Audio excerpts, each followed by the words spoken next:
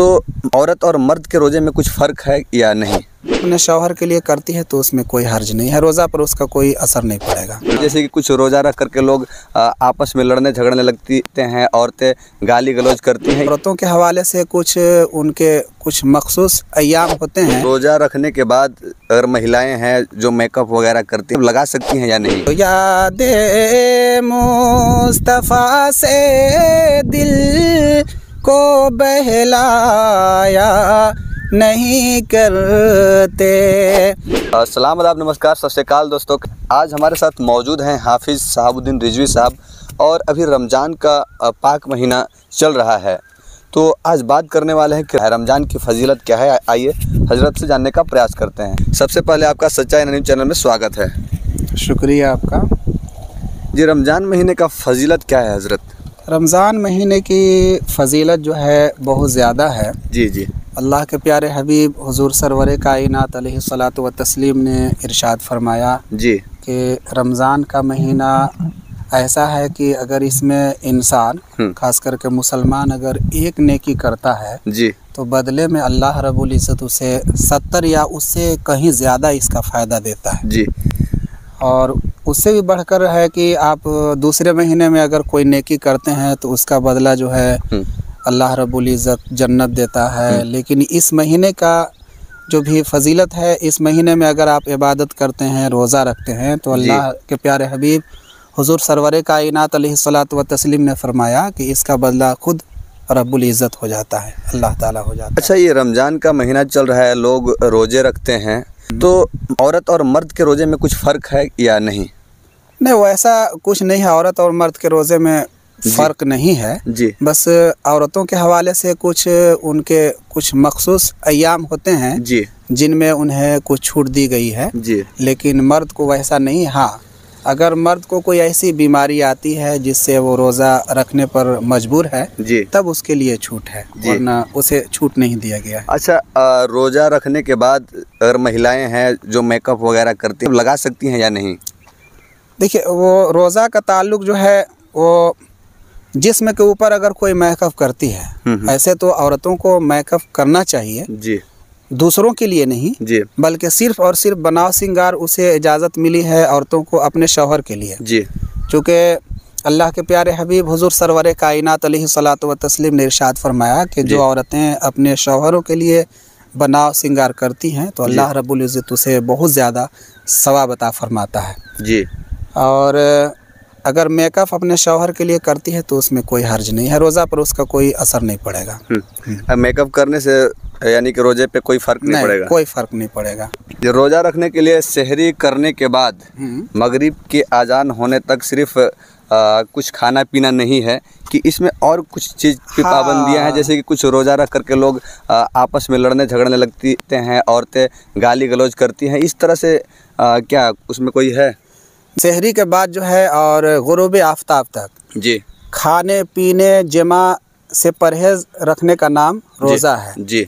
लेकिन एक होता है आदतन रोज़ा, एक होता है इबादतन रोज़ा। जी, तो इसमें फ़र्क क्या है? हाँ, आदतन रोज़ा जैसे आम दस्तूर के तौर पर खाना पीना तर्क कर दिया, और जो गैर दिनों में जो काम करता है, झूठ बोलता है, बुहतान, किसी को बिगाड़ने की बात करना, ये सारी चीज़ें उससे दूर नहीं होती है। इसे आदतन कहते हैं, इसमें उसे कोई फ़ायदा मिलने वाला नहीं है। जैसे रोज़ा रह करके कुछ लोग किसी का चुगली बतियाना, किसी के बारे में बुराई बतियाना, किसी को गाली देना और झूठ बोलना, ये सब ये तो और दिनों में भी मुसलमानों के लिए हराम और नाजायज़ है जी।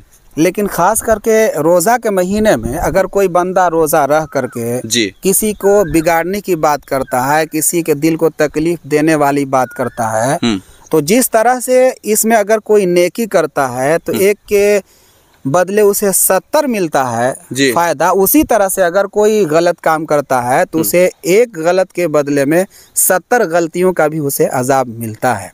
लेकिन मैंने कहा कि ये आदतन रोज़ा हुआ, लेकिन अगर कोई इबादतन रोज़ा करता है तो इबादतन जो रोज़ा करेगा तो जिस तरह से अल्लाह और उसके प्यारे रसूल का हुक्म है उसी तरह से वो रहेगा। ना अपने हाथ से कोई गुनाह का काम करेगा, ना अपने पैर से कोई गुनाह का काम करेगा, ना जुबान से गुनाह के बारे में कोई बोली निकालेगा, ना अपने ज़हन फिक्र में कोई गुनाह की बातों को लाएगा, यकीनन इसी का नाम इबादतन रोज़ा है। और यही रोज़ा रब की बारगाह में कबूल भी है। रोज़ा रहने के बाद हर बुराई चीज़ों से दूर रहना है जी, हर बुरे आदत को जो है इसमें तर्क कर देने का नाम रोज़ा है। अगर इंसान जिस तरह से 11 महीना करता रहा, इस महीने में भी अगर वही काम करेगा तो फिर जिस तरह से ये महीना जो है 11 महीना से इसे अफजल कहा गया, तो अगर इसमें कोई इंसान इबादत करता है तो यकीनन 11 महीना से इसमें बेहतर काम करना चाहिए। अगर उसी तरह का कोई काम करता है तो फिर पहले और अभी में कोई फ़र्क नहीं है। तो इस तरह का रोज़ा जो है उसे कोई फ़ायदा देने वाला नहीं। और हजरत, अगर कोई रोज़े की हालत में है इंसान और अगर किसी तरह से अगर गलती से हलक से नीचे अगर पानी चला जाए तो क्या उसका रोज़ा टूट जाएगा या नहीं? नहीं, जानबूझ करके अगर वो नहीं खाता है, भूल करके खाता है जी, तो अल्लाह रब्बुल इज़्ज़त जो है बहुत बड़ा गफूरुर रहीम है जी। अगर कोई इंसान भूल करके खा लिया, यहाँ तक के वो भर पेट खाना खा लेता है या शिकम भर पानी पी लेता है, हाँ, उसे रोज़ा रखना याद नहीं है जी, तो उसका रोज़ा नहीं जाएगा। हाँ, लेकिन जिस वक्त उसे रोज़ा रहना याद आया और उसके मुंह में अगर लुकमा है, चाहे पानी का हो या खाना का हो, उसी वक्त वो अगर उसे बाहर निकाल देता है तो उसका रोज़ा नहीं जाएगा। लेकिन याद आने के बाद अगर वो निगल जाता है तो उसका रोज़ा टूट जाएगा। और अगर कोई शख्स सेहरी करना होता है जी, अगर रात में सोया और सेहरी करने के लिए शायद नींद नहीं खुला, उसके कारण वो सेहरी नहीं कर पाया और वो रोज़ा रहना चाह रहा है, तो वो रोज़ा रह सकता है कि नहीं? हाँ, कोई दिक्कत नहीं है। सेहरी करना क्या है, सुन्नत है जी। अगर कोई सेहरी के लिए उठता है तो उसमें बदन की तंदुरुस्ती है जी, क्योंकि अल्लाह रब्बुल इज़्ज़त इंसान के ऊपर जब इबादत को फ़र्ज़ किया है जी, तो उसके लिए वो मुसीबत नहीं है। अगर आप सेहरी करते हैं, पानी और खाना ले लेते हैं, तो आपके बदन में दिन भर ताजगी रहेगी। इस कॉन्सेप्ट से जो है सेहरी किया जाता है। अगर कोई सेहरी नहीं किया तो उसके ऊपर कोई गुनाह नहीं है, कोई फ़र्क रोज़ा में आने वाला नहीं है। रोज़ा रहने के बाद अगर कोई जैसे कि दांत मुंह को साफ करते हैं, दातुन वगैरह करते हैं, अगर दांत से खून वगैरह आ जाए तो रोज़ा टूट जाएगा या नहीं? नहीं, रोज़ा नहीं टूटेगा। हाँ, हल्क के अंदर जो है ये सारी चीज़ें नहीं जाना चाहिए जी। और अगर किसी को मान लीजिए कि पायरिया वगैरह की शिकायत है, अगर मुंह से ब्लड वगैरह आता है तो उसे परहेज़ करना चाहिए कि मिसवाक वगैरह ना करे, ताकि ब्लड वगैरह उसके मुंह से ना आए जी। हाँ, उसे परहेज़ करना चाहिए जी। रमज़ान महीने में जो रोज़ा रखते हैं, इफ्तारी भी होता है, इसका क्या सबब है? इफ्तारी जो है, देखिए, इफ्तारी बहुत बड़ी नेमत है जी।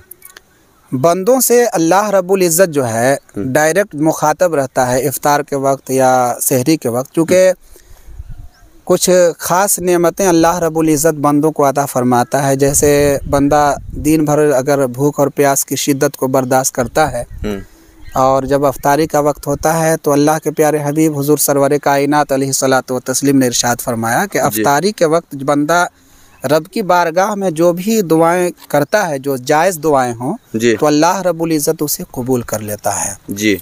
चूँकि और अफ्तारी अगर कोई अफ्तारी के वक्त जो है अल्लाह रब्बुल इज़्ज़त को याद करता है, खाना मौजूद है, उसके बाद उसे तर्क कर देता है, सिर्फ अपने दिल में खुदा का खौफ बसा करके जो तर्क कर देता है और सिर्फ रब को याद करके वो जो है वक्त का इंतज़ार करता है, इसलिए अल्लाह रब्बुल इज़्ज़त ने कहा कि हम इसे बहुत ज़्यादा देंगे, इसलिए कि इसके दिल में मेरा डर है।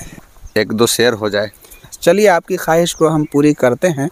जो यादें मुस्तफ़ा से दिल को बहलाया नहीं करते, जो यादें मुस्तफ़ा से दिल को बहलाया नहीं करते, जो यादें मुस्तफ़ा से दिल को बहलाया नहीं करते, हकीकत में वो लुत्फ़ ज़िंदगी पाया नहीं करते, हकीकत में वो लुत्फ़ ज़िंदगी पाया नहीं करते। शुक्रिया। और बाकी जितने भी लोग देख रहे हैं आप लोग कमेंट बॉक्स में ज़रूर रखिएगा। मिलते हैं नेक्स्ट वीडियो में, तब तक के लिए धन्यवाद।